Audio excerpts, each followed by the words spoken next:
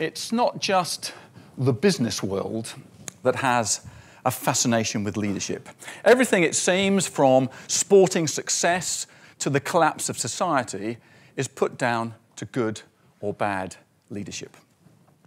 But too many managers spend their time managing the day-to-day.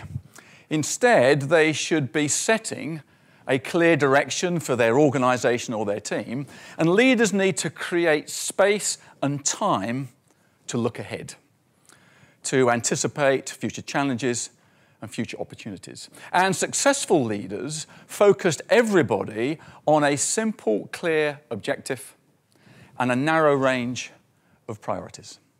Cranfield University did a study in terms of the effectiveness of senior management teams, and they found that 90% of senior management teams knew exactly what they wanted to achieve, but only 20% executed effectively. And of course, their study was looking at the reasons why. And amongst the reasons, they found that what they described as a dysfunctional management team. We use the term team to describe a collection of senior managers, but they found very little evidence of people acting as a team. They found people acting in their own self-interest. People were inhibited to raise certain issues at senior management meetings. There was mutterings in corners. So lots of dysfunctional management teams.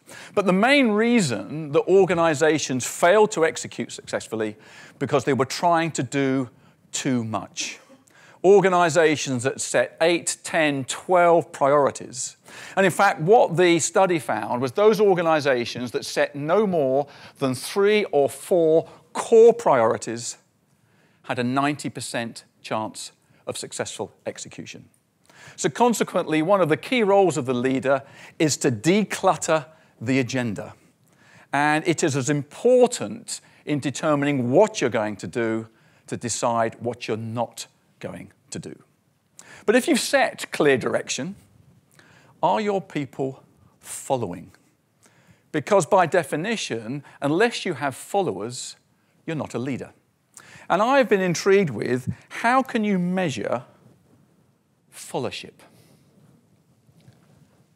A few years ago, I designed a very simple interview tool to measure followership, and I call this the T-test. The T-test is a series of interviews along the senior management team and down the vertical spine of the company. So in an SME, you might have sales director, operations director, managing director, finance director. And then down the vertical spine, senior manager, middle manager, team leader, right down to the receptionist. And the first 3 questions of the T-test are, first of all, what is the overall business objective? Secondly, what are the immediate priorities? And lastly, what are you personally doing to contribute to the priorities? You see, the T-test is a measure of whether people are pulling in the same direction, whether people have a sense of common purpose.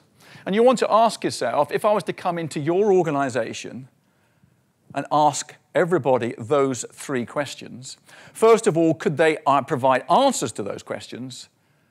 And would those answers be aligned and clear in terms of taking you in the same direction? So if you've set direction, have you got the people to take you to where you want to go?